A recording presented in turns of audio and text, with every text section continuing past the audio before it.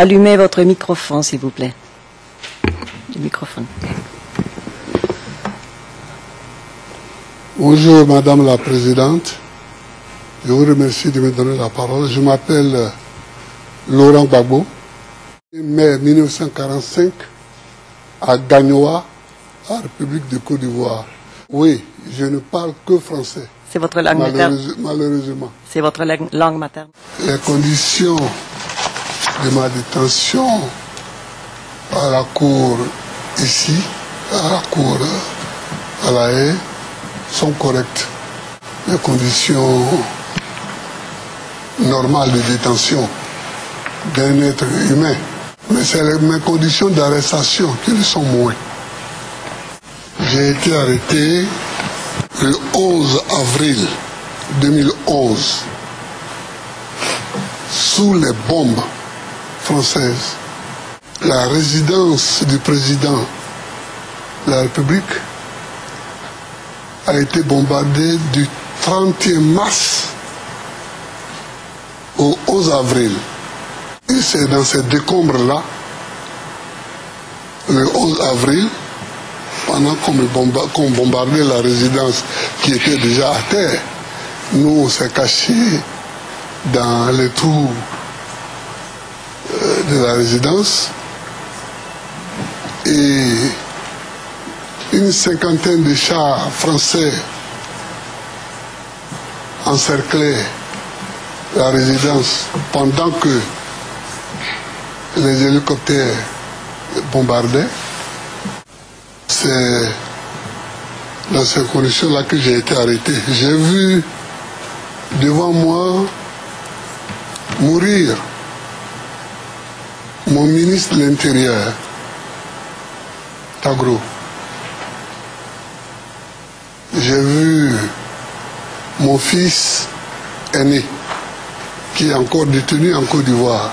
Je ne sais d'ailleurs pas pourquoi on l'a arrêté. C'est peut-être parce qu'il est mon fils. Je l'ai vu battu. J'ai vu mon médecin personnel qui était avec moi, le docteur Blé, qui est encore à Korogo. Je l'ai vu battu, j'ai cru même qu'il allait mourir, mais Dieu merci, il n'est pas mort. Mais Tagro n'a eu moins de chance, le ministre de l'Intérieur.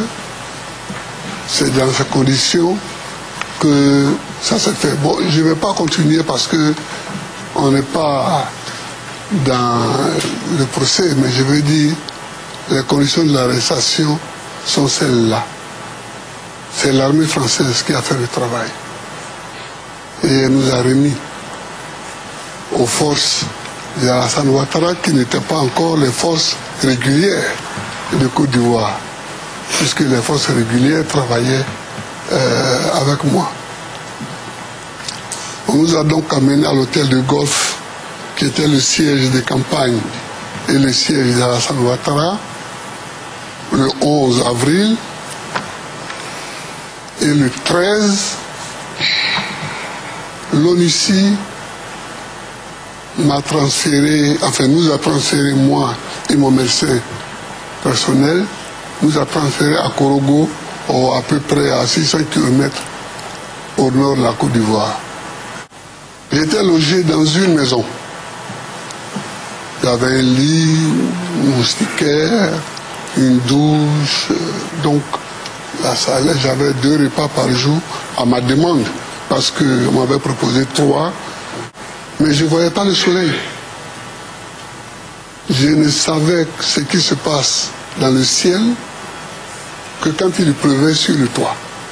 Les quelques rares fois où j'ai vu le soleil, que quand mes avocats sont venus, et ils sont venus à cause des difficultés, alors même Maître Altit est allé jusqu'à Korogo, il a fait 2 jours, on l'a empêché de me rencontrer. Et ça a été tout le temps comme ça, une bataille entre les avocats et mes geôliers pour que je puisse voir. Alors, c'est pas... Je pense que ça, ce n'était pas correct. Bon, là aussi, je vais m'arrêter parce que c'est pas une séance pour apitoyer les gens. Hein, J'essaie de décrire ce qu'il y a à dire. L'enfermement. L'enfermement. Sans pouvoir marcher, sans pouvoir voir le ciel, sans pouvoir sortir, a fait que j'ai eu de nouvelles pathologies, en plus de celles que j'avais déjà. Et je ne suis plus un jeune homme, comme vous le voyez, madame. Je ne suis plus un jeune de 20 ans ni de 30 ans. J'ai aujourd'hui 66 ans. Aujourd'hui, j'ai mal à l'épaule, j'ai mal à tous les poignets, j'ai mal ici même, quand je suis arrivé, heureusement, on m'a fait des radios, on me donne des médicaments.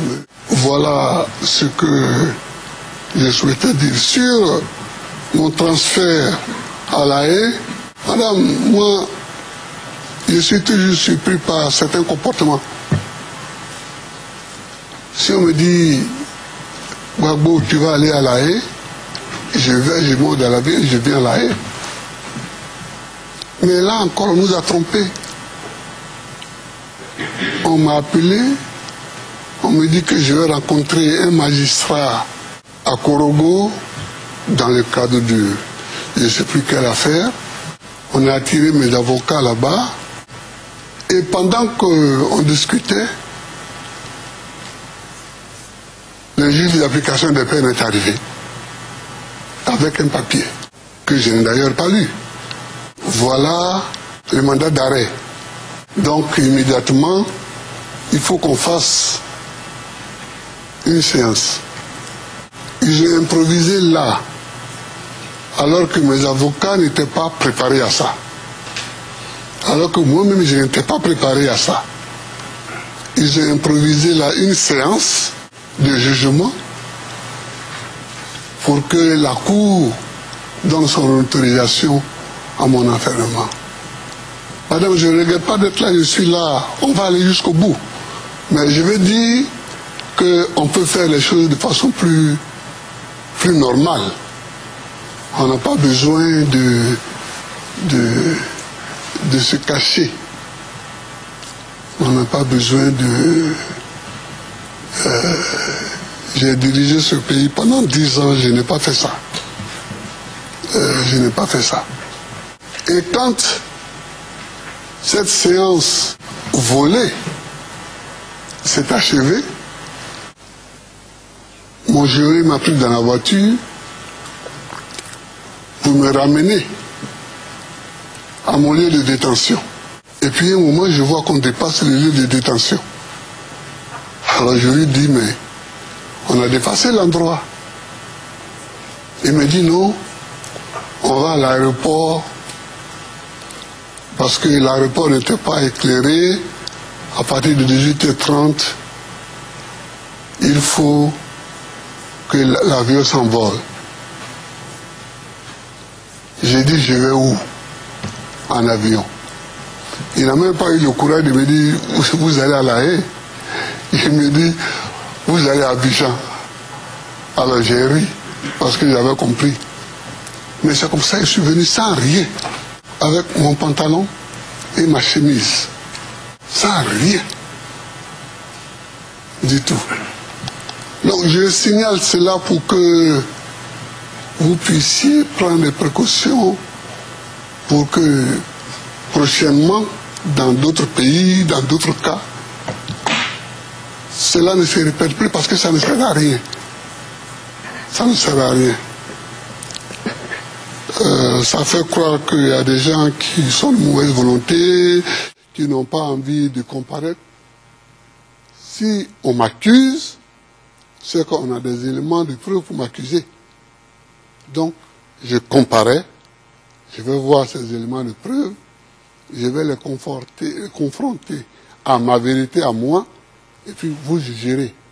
Ici, bon, on vit normalement, hein. Ici, il n'y a pas de... Ici, je n'ai pas de problème. Ici, je n'ai pas de problème. Voilà. Voilà, madame.